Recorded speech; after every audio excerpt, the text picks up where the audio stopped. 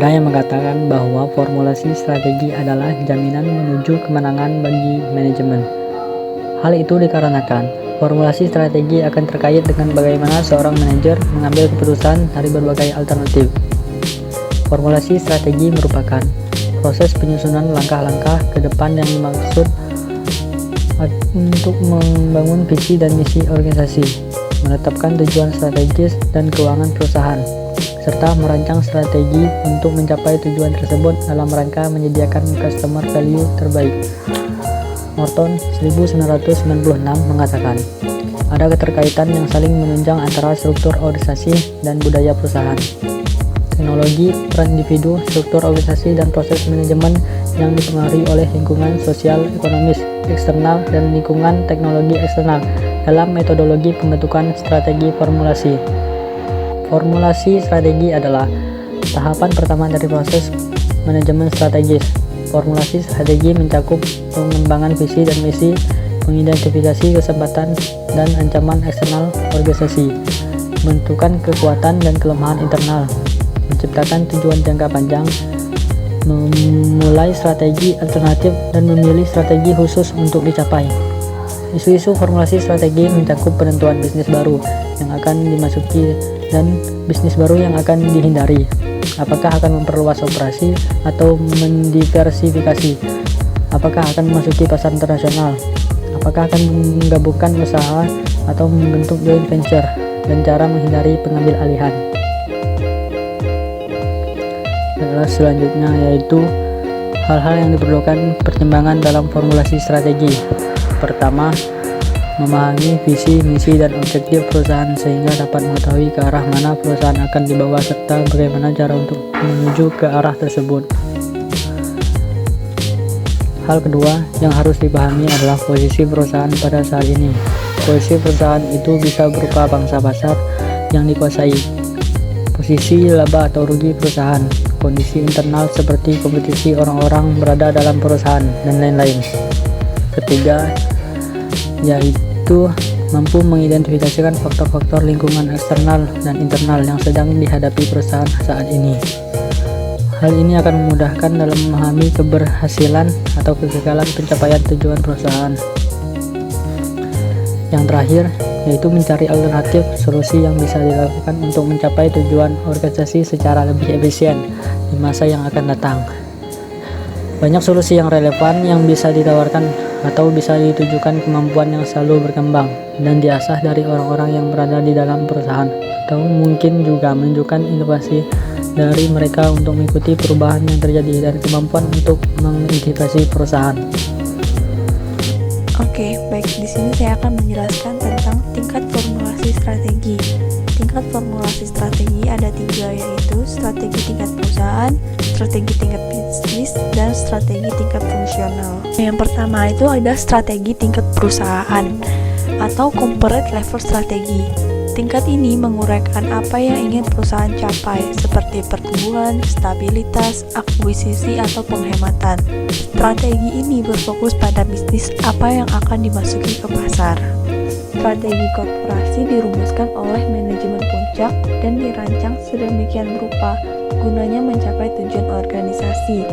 Untuk formulasi strategi tingkat perusahaan ada 4 aktivitas utama yang harus dilakukan, yaitu pertama, menetapkan beberapa general strategi yang relevan. Kedua, memilih satu strategi untuk dikembangkan. Ketiga, menentukan peran dari setiap lini bisnis dalam perusahaan. Dan yang keempat, melakukan alokasi sumber daya. Nah, yang kedua itu ada strategi tingkat bisnis atau business unit level strategi. Tingkat ini menjawab pertanyaan tentang bagaimana perusahaan akan bersaing. Merumuskan strategi bisnis melibatkan pengambilan keputusan pada tingkat unit bisnis. Strategi ini biasanya diformulasikan oleh manajer pada tingkat bisnis melalui negosiasi dengan manajer korporasi dan memusatkan kepada bagaimana cara bersaing dalam dunia bisnis yang ada. Pendekatan yang sering digunakan untuk merumuskan strategi bisnis ini didasarkan atas analisis 5 kekuatan persaingan atau Fire Force oleh Michael Porter. Nah, yang terakhir itu ada strategi tingkat fungsional atau functional level strategi. Tingkat ini berkonsentrasi pada bagaimana suatu organisasi akan tumbuh.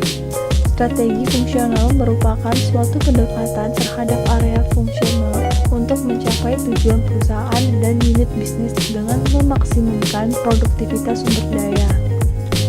Strategi ini dititik beratkan pada pengembangan dan pemeliharaan suatu kompetensi khusus untuk menghasilkan keunggulan bersaing suatu perusahaan atau unit bisnis.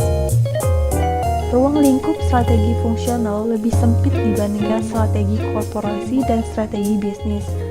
Yaitu meliputi strategi pemasaran, sumber daya manusia, operasional, riset, dan pengembangan, serta strategi keuangan. Ada 6 tahapan formulasi strategi menurut Rothwell. Yang pertama, pembentukan visi, misi, dan tujuan, atau establishment of vision, mission, and goals. Visi, misi, dan tujuan suatu organisasi harus jelas dan ringkas, serta menunjukkan dasar tujuan suatu organisasi serta apa yang ingin dicapai organisasi tersebut. Perumusan visi, misi, dan tujuan merupakan tanggung jawab kunci bagi manajerial pusat. Yang kedua, mengidentifikasi strategi masa lalu dan sekarang, atau identifying past and present strategy. Pada langkah ini, seorang manajer harus mengidentifikasi berdasarkan strategi sebelumnya dan saat ini. Apakah strategi masa lalu telah disusun dengan sebenarnya? Jika belum, maka hal ini dapat dianalisis dan diidentifikasi. Apakah strategi yang sebelumnya masih bisa diterapkan atau perlu diperbaiki?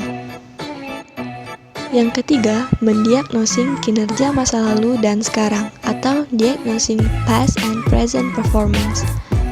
Langkah ini diperlukan untuk mengevaluasi bagaimana strategi terdahulu bekerja dan menentukan perubahan apa yang diperlukan sehingga laporan sebuah organisasi perlu dikaji lebih dalam. Sebuah diagnosa dapat diambil dari beberapa faktor, yaitu yang pertama, efektivitas organisasi, yang kedua, proses organisasi, dan yang ketiga, kinerja organisasi.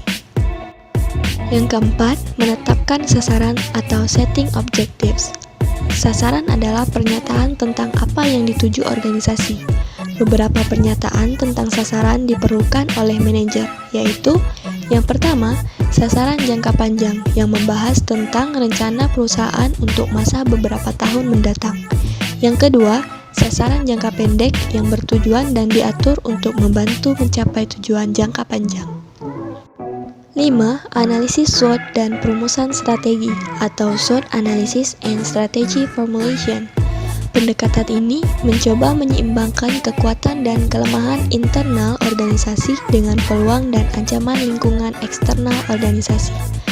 Analisis SWOT membantu manajer dalam membaca fakta penting dan relevan dalam analisis internal dan eksternal. Berdasarkan ikhtisar ini, dapat diidentifikasi strategi primer dan strategi sekunder yang dihadapi organisasi.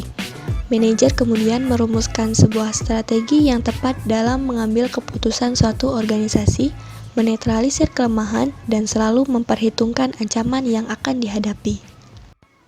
6. Mengembangkan dan mengevaluasi alternatif dan memilih strategi, atau develop and evaluate alternative and select strategy. Setelah manajer mengambil keputusan strategi yang akan digunakan untuk memposisikan perusahaan atau organisasi mendapat keuntungan relatif terhadap para pesaingnya.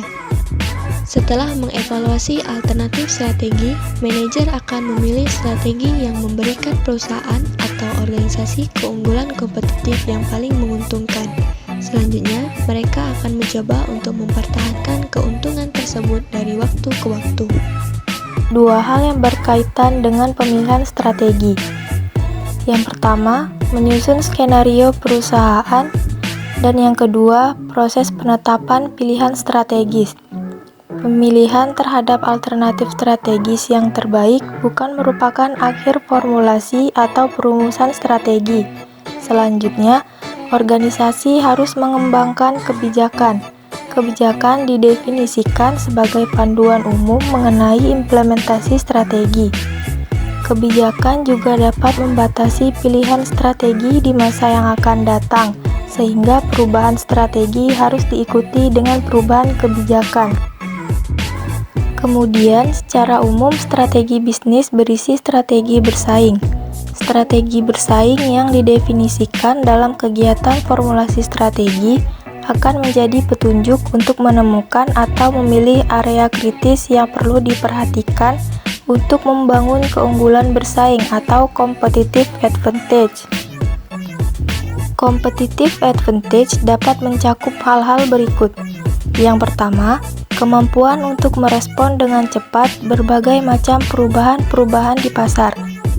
Yang kedua, kemampuan menemukan peluang pasar dan menciptakan value bagi customer sebelum pesaing melakukan hal tersebut. Yang ketiga, kompetensi yang sangat kuat yang cepat beradaptasi dengan tuntutan lingkungan. Dan yang keempat, kinerja yang lebih bagus dibanding pesaing, misal dalam hal price, feature, dan reliability. Mengidentifikasi pilihan strategi persaingan bisnis dapat menggunakan cakupan competitive advantage ataupun analisis SWOT.